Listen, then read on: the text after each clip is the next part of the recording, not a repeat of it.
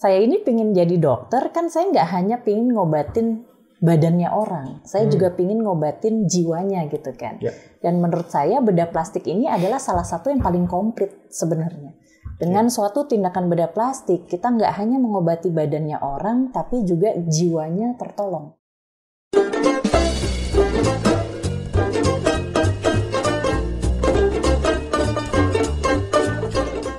Hi there.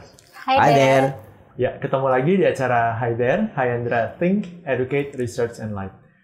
Dan Hi There kali ini kita akan melanjutkan sesi sebelumnya, yang sebelumnya kita bahas tentang karir bedah plastik ya. Nah, sekarang kita bahas gimana sih caranya jadi dokter bedah plastik, alias sekolahnya gimana gitu ya.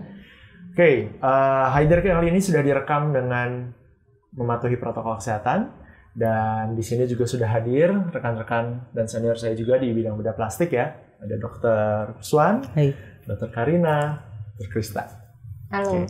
Kita akan sedikit cerita-cerita dan kita ulang lagi ya bahwa kami di sini tidak mewakili program studi manapun, meskipun lulusnya kebetulan sama-sama dari UI semua ya, tapi kami tidak mewakili prodi manapun, kami tidak mewakili organisasi profesi juga. Jadi kita cuma sharing aja.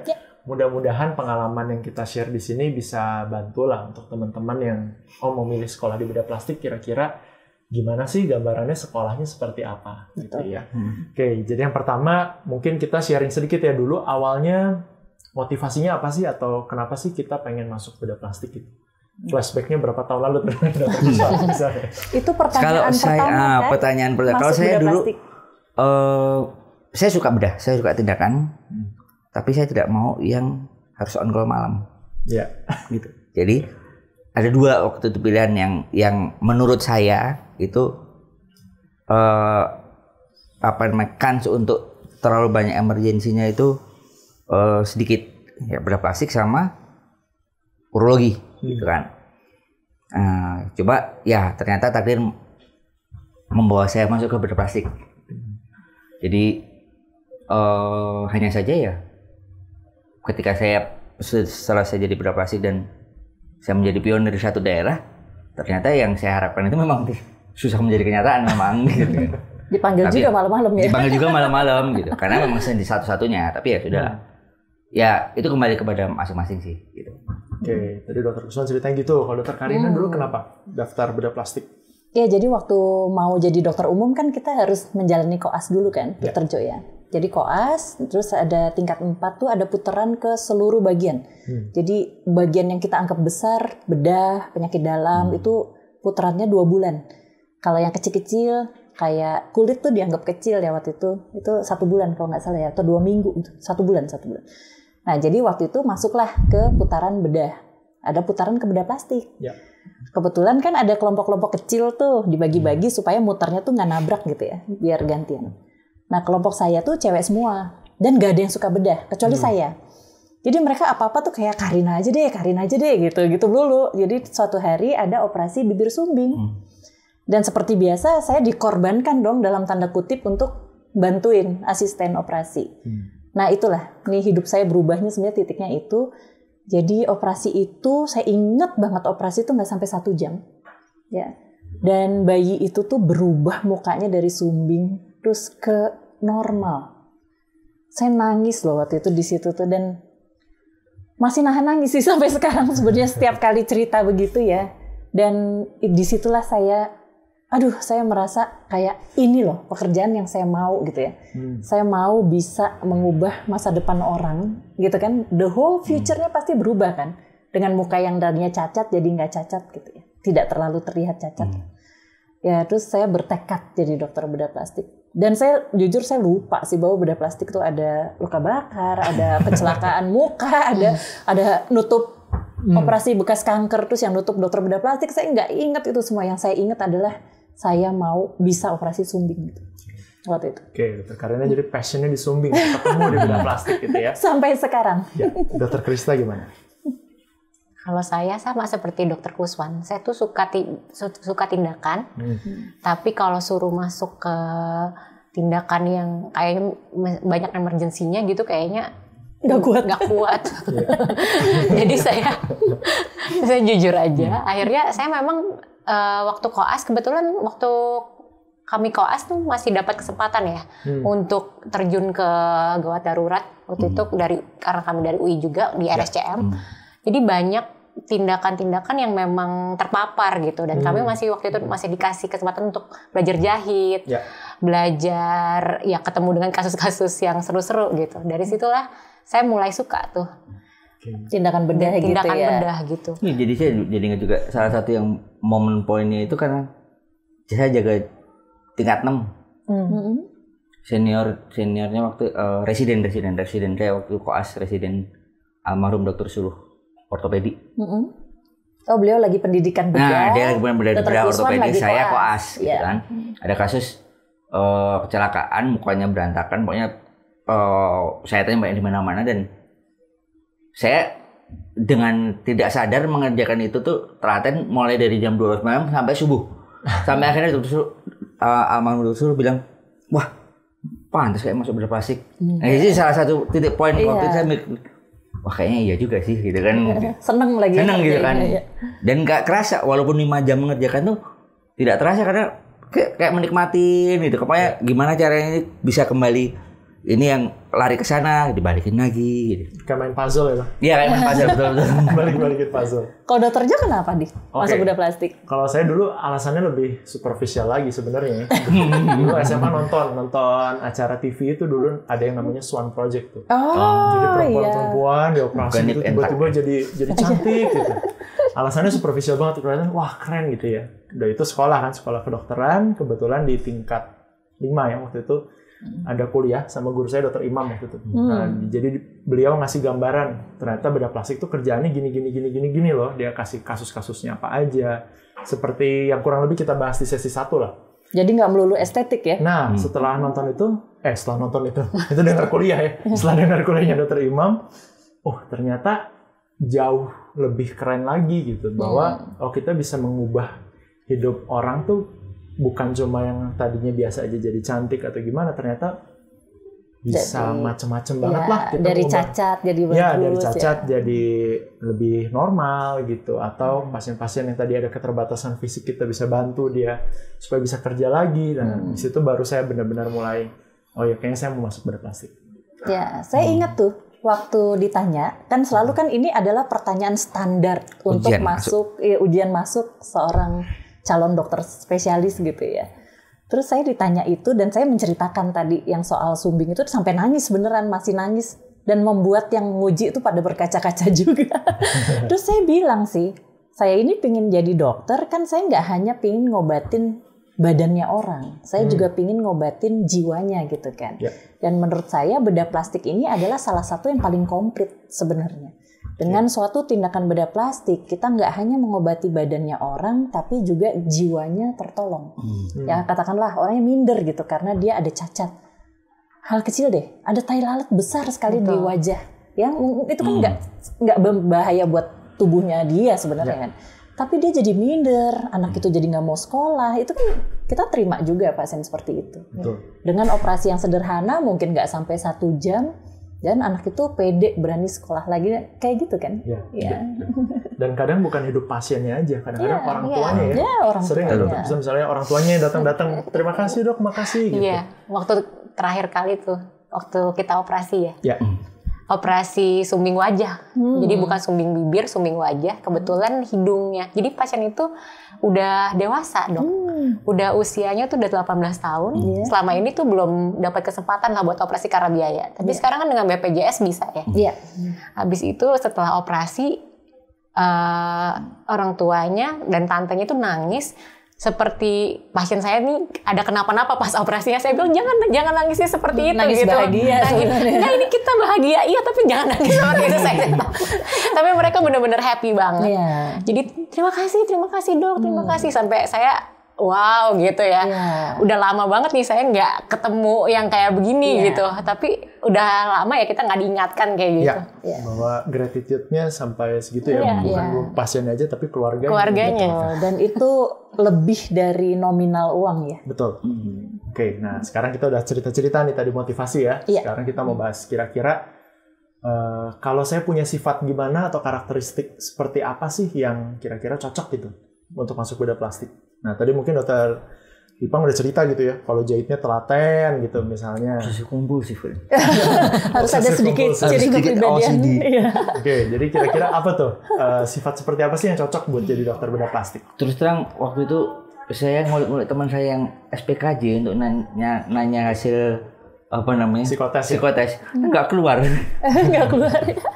Tapi saya juga nanya sih, karena saya waktu itu ngerasa itu superficial banget ininya alasannya. Saya ngerasa tes psikotesnya itu yang buat masuk bedah plastik itu mahal banget bayarnya. Jadi saya kayak, aduh gue nggak mau rugi dong gitu.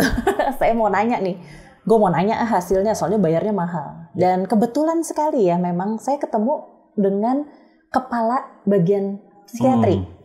Waktu itu beliau yang menerima saya sendiri gitu, bahwa saya menyatakan saya mau lihat hasil saya psikotes gitu. Terus beliau sendiri yang ayo gitu saya terangin. Dan lucunya ya, memang nggak ada pakemnya loh Dokter Jo. Jadi yang dicari memang pasti yang standar ya, bahwa secara mental dia sehat, tentu ya. Jadi terus, dokter apapun itu. Jadi dokter apapun itu kan nggak terbatas dengan dokter bedah plastik aja. Terus mau mampu bekerja sama, itu pasti. Ya, itu. Dan dinilai ininya sih, dinilai seninya memang. Bedah plastik itu rupanya sangat tinggi ya harapannya terhadap rasa seni artistiknya orang ini. Jadi itu yang dicari juga. Dan lucunya pada saat saya keterima itu saya bersama ada 2 orang lagi keterima ya dengan sifat yang jauh berbeda sebenarnya. Saya ditunjukin tuh hasil saya tuh sangat kalau dibilangnya lukisan tuh saya abstrak gitu dengan warna-warni yang sangat banyak. Sementara ada yang kalem banget di dalam pakem dengan warna yang mungkin biru, abu-abu, putih itu cocok buat beliau gitu ya. Diterima juga. Jadi sebenarnya sih pakem tertentunya tuh nggak ada sih. Memang lebih ke arah pakem umum ditambah dengan kelihatannya sih ciri artistiknya itu yang diharapkan. Jadi tadi ya ciri artistik. Kata Dokter Kuswan obsesif kompulsif, jadi sebenarnya perfeksionis gitu ya. Kalau orangnya perfeksionis, suka detail gitu. Iya, suka sesuatu yang detail itu ya, itu dilihat. Artistik. Tadi kemampuan bekerja sama mungkin karena kita sering operasi bareng dengan bedah lain ya. Gitu. Kemudian apalagi kira-kira untuk jadi dokter bedah plastik? Pantang nyerah. Pantang menyerah. Iya, itu sih harus. Sama ada satu yang selalu saya ingat dari gue. Able to visualize what will happen in the future. Wah, mampu bayangin. Bisa ramal katanya. Nah, jadi kalau misalnya ini cacatnya kayak gini. Saya mau bikin supaya jadi seperti itu, kira-kira pergerakannya bagaimana ya? Jadi kita berkhayalnya, kemampuan berkhayal, daya khayalnya itu memang harus. Tidak harus bisa menggambar yang bagus, tapi gimana caranya bisa menerapkannya ya pada saat berkhayalnya operasi. Itu. Able to visualize what will happen in the future. What will happen in the future itu kalimatnya bagus banget. Dari guru kita. Betul. Jadi teman-teman tadi kalau mungkin ada sifat-sifat yang tadi masuk gitu ya, atau mungkin mau mengembangkan sifat-sifat itu bisa daftar ya. Bisa dipelajari ya. Bisa dipelajari ya. Jadi kadang-kadang bukan cuma bakat-bakatan aja ya. Iya. Oke. Ayo siapa yang les gambar sebelum ujian masuk? Saya. Kita berdua les. Saya enggak. Udah bisa gambar berarti ya? Kayak dari website aja belajar sendiri gitu, maksudnya nggak sampai les. Apa ini aja nyemplung aja suruh gambar apa ya guys, gambar gitu kan. Kita berdua sih ini ya persiapan gambar pohon yang lengkap ya, saya gambar pohon yang lengkap, dahan ranting gini pokoknya komponennya lengkap, suruh gambar wajah gitu. Nggak ada. Jangan salah loh, saya berguru sama anak seni rupa IKJ. Beneran, ya belajar gambar. Jadi waktu kami dulu ujian tuh memang salah satu ujiannya ada disuruh menggambar ya, menggambarnya macam-macam lah gitu. Tapi yang nggak tahu kalau di program studi lain, misalkan yang bukan di UI, ada ujian gambar atau nggak, kami nggak tahu ya. Ada cerita juga dari teman yang sekolah di luar negeri gitu bedah plastiknya. Mereka sih di sana nggak ada ujian gambar. Jadi itu balik lagi sih ke keperluan masing-masing. Toh kalau memang sudah jalannya yang nggak belajar, yang les dan yang otodidak keterima juga. Pada akhirnya. Kalau di Jepang mau masuk bedah plastik, ujiannya sekarang ini suruh mikro. Suruh microsurgery untuk masuk. Dilihat tangannya bagus atau enggak? Saya nggak dapet tuh. Pasti nggak dapet karena baru diuji udah begini. Karena kalau ujian kan deg-degan. Udah nempel masih goyang. Tapi itu semua bisa dilatih sih. Balik lagi ya, Ya. itu kan akhirnya kita belajarnya pada saat pendidikan ya. Ya. Bahwa kita semua berempat ini bisa microsurgery ya karena belajar. Belajar. Jadi yang penting motivasi awalnya kuat, Ya, maju aja gitu ya. maju aja. Nah kemudian nih sekarang masuk bedah plastiknya susah apa nggak sih? Zaman dulu Dokter Kuswan berapa saingannya? Saya waktu itu sentra pendidikan cuma 2, Jakarta, Surabaya. Jakarta itu diterima rata-rata cuma 1 atau 2 orang. Dari berapa yang daftar? Kalau waktu saya kemarin ada 15 orang. Saya 17 tuh waktu itu. 15 orang, 2 orang keterima. Di atas saya 2 orang juga. Bawah saya 1 orang malah keterima cuma 1. Jadi tergantung sepertinya yang diterima Slotnya, ya. bukan slot. Oh, bukan slot Bahkan ya? yang memenuhi kriteria kalau nggak salah. Iya, tetap aja ya. Tetap aja yang harus sesuai dengan kriteria yang dimaui. Ini yang lolos ya, itu yang keterima. Iya, zaman saya sama Dokter Kuswan agak berat tuh karena waktu itu pendidikan bedah plastik hanya ada di UI dan UNER, Iya. Jakarta dan Surabaya. Terus boleh nyobanya berapa kali? 1 kali. Satu kali saya ya? juga. Jadi salah satu itu cuma boleh 1 kali. Iya. Iya. Dokter Krista waktu itu udah buka Bandung ya? Waktu itu saya pertama kali Bandung dibuka, tapi waktu itu masih di Ampu sama Jakarta ya. Iya. Jadi Belum berdiri sendiri ya? belum sendiri. Kebetulan memang yang diterima angkatan saya 2 orang, saya di Jakarta dan teman saya di Bandung terpisah. Terpisah. Dokter Jo udah banyak ya Kalau waktu itu. saya waktu itu kebetulan keterimanya 7 orang. Oh, Satu banyak angkatan, ya? 7 orang ya, 5 di Jakarta, 2 di Bandung. Salah satu yang paling banyak. Jadi ya sebenarnya susah nggak susah relatif juga ya. Iya. Maksudnya secara chance mungkin dulu lebih sulit karena center pendidikan pilihannya cuma 2. Nyobanya cuma boleh sekali. Kalau sekarang udah cukup banyak tuh center pendidikan, udah di Aceh, Jakarta, Bandung, Bali. Surabaya, Bali, Malang kemarin baru buka juga kalau nggak salah ya. Iya. Nah jadi sekarang optionnya udah lebih banyak dan nyobanya bisa 2 kali ya. Iya. Medan mungkin juga akan buka ya? Suatu saat ya. Suatu saat nanti, iya. Jadi center pendidikannya sekarang lebih banyak. Jadi kalau dibandingkan dulu mungkin relatif lebih banyak option ya sekarang itu Ya. daftar. Nah terus sekarang nih sudah daftar, keterima, berat nggak sekolahnya? Sekolah sih nggak ada yang nggak berat sih. Oh, gitu. Maksudnya dulu mau ada jadi bedah. stereotype, ada stereotype bahwa kalau major nih bedah, IPD, Obgyn, anak berat. Kalau bedah kayaknya bedah plastik nggak terlalu berat deh gitu. Kan ada stereotype seperti itu misalkan. Benar nggak sih? Kayaknya enggak sih. Sama aja ya? Bedah plastik itu kan Kalau bedah kita ya. suka Iya. seberat apapun nggak akan terasa berat Iya. kok. Oke. Tapi kalau dibilang berat apa enggak sih berat Berat. juga. Ya berat juga. Kalau dilihat secara pandangan awam, ya berat juga. Kita ada berangkat sebelum subuh, kita nggak lihat matahari, keluar rumah masih gelap, pulang udah gelap lagi gitu kan. Terus kemudian jaga kalau lagi apes ya tedung, Bisa jaga enggak, berturut-turut, jaga enggak, jaga iya. enggak. Iya. Sebulan jaga 15 kali itu udah kayak zombie rasanya itu badan. Iya. Kan Dan- terus ya. Tapi kalau kita suka dan kita memang mau, semua apapun rintangan itu akan bisa kita jalani. Iya. Dan bedah plastik itu kan memang harus menjalani pendidikan bedah dasar dulu. Oke. 2 tahun ya. Dan itu berarti kita itu berempat waktu itu ya mengalami apa yang puteran ke bedah umum, bedah digestif juga harus ya ngerasain, Bedah bedah tumor, ortopedi, bedah anak. bedah ortopedi, Urologi. bedah tumor, bedah anak, semuanya Bedah harus toraks. dicoba. Urologi juga, toraks juga ya. Jadi waktu 2 tahun pertama sih rasanya jadi sama semua ya. Iya. Iya. Karena semua bedah menjalani putaran bedah dasar ya. Iya. Iya. Pada saat kami dulu, kalau sekarang nanti kurikulum berubah kami nggak tahu ya. Iya. Iya, Bisa mungkin aja ada kedepannya perubahan. bisa aja berubah. Tapi waktu sampai detik ini sih ya, Ya. masih harus mengalami pendidikan bedah dasar dulu selama 2 tahun. Baru nanti terpisah-pisah tuh yang urologi masuk ke bedah urologi, bedah plastik masuk ke bedah plastik, ya. Bedah umum dia jalan terus ya. Iya. Ortopedi masuk ke ortopedi. Bedah umum gitu. ke bedah lanjut istilahnya. Bedah umum masuknya Ke bedah, bedah lanjut, lanjut, ya. ya. Iya, bedah dasar dan bedah lanjut. Kemudian tadi udah cerita jaganya banyak banget gitu. Bisa sebulan tektok-tektok gitu ya. Jadi jaga nggak gitu ya. Iya. Itu mungkin karena dulu sedikit juga ya kali. Iya.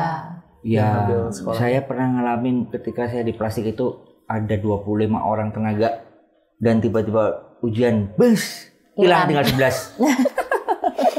separuh lebih ke reduksi itu kan udah jaganya babak belur, yang belum paginya di ruangan poli, okas segala macam juga babak belur gitu kan. Dari bawah kok ya lama naik-naiknya gitu kan. Itu rasanya udah ya Allah ini apalah gitu. Tapi ya jalanin aja. Intinya survive kok gitu kan. Dan setahu saya juga sekarang semua program studi sudah mulai mencoba menata lagi supaya beban kerja untuk residen ya istilahnya ya, dokter yang sedang bedah plastik itu lebih oke lah gitu, lebih tolerable ya. Gitu. Dan ya saya yakin kedepannya pasti akan lebih baik. Betul, setuju. Gitu. Kemudian Dokter Krista nih terakhir ya. Nanti giliran yang lain juga sih. Kira ada pesan apa nggak gitu buat teman-teman yang mungkin mempertimbangkan mau sekolah bedah plastik? Kalau saya sih yang penting kalau kita mau sekolah yang penting kita harus suka. Kita harus suka sama apa yang mau kita dalami gitu. Misalkan mau masuk bedah plastik, bener nggak sih kita bener suka bedah plastik gitu? Kalau nggak ya mendingan pikir lagi lah. Kalau misalnya kita suka apapun yang seperti tadi Dokter Kuswan bilang, ya sekali nyemplung harus 5 tahun tuh harus 5 tahun dan bukan cuma 5 tahun. Kalau sudah selesai kan seumur hidup. Seumur hidup betul juga. Jadi ya kita benar harus suka sih. Iya betul. Oke, Dokter Karina, Dokter Kuswan mungkin ada yang mau tambahin? Sama sih intinya harus suka dulu ya. Suka. Terus paling kalau misalnya memang berminat masuk ke bedah plastik, kalau ada dokter bedah plastik di sekitar kalian dan kira-kira kalian bisa approach ya, kenapa tidak coba ngobrol, dok saya tertarik nih masuk bedah plastik, boleh nggak saya ikut istilahnya itu magang kek atau misalnya saya ingin tahu dong tentang bedah plastik itu apa saja gitu kan. Ikut beberapa kali beliau mungkin operasi atau visite atau ketemu pasien, itu akan lebih membuka wawasan kalian gitu. Dan itu pun nanti juga akan merupakan apa namanya nilai tambah ya untuk nilai tambah pada saat ujian ya. Pada saat ujian. Ya dengan bangga saya juga bisa bilang di sini sih bahwa saya sudah menelurkan beberapa magangan saya masuk bedah plastik. Dan salah satunya Dokter Krista. Dokter Krista dulu magang sama saya, bantuin saya banget dan jujur ya sebagai dokter yang dimagangin tuh terbantu banget sih sebenarnya. Dan yang magang dapat exposure langsung betul. Pekerjaan bedah plastik secara langsung. Dan jadi saran Dokter Ipang itu kalau bisa cari exposure lebih banyak. Gitu. Oke, jadi sudah selesai bincang-bincang kita pada kali ini ya tentang pendidikan spesialis bedah plastik gitu ya. Kembali disclaimer bahwa yang kami sharingkan ini ya bukan berarti kalau ngikutin kami nanti pasti keterima gitu ya. Dan tentunya waktu dan kondisi semua berubah ya. Jadi apa yang kita sharing sekarang adalah murni pengalaman kami pada saat dulu sekolah gitu. Mudah-mudahan membantu dan bermanfaat. Apabila masih ada pertanyaan bisa kontak kami di Instagram @klinik_Hayandra. Kemudian acara-acara berikutnya tentang Haider bisa terus diikuti di YouTube di Hayandra Channel. Oke, sampai di sini kita akan bertemu lagi di acara-acara Haider berikutnya. Bye there. Bye there.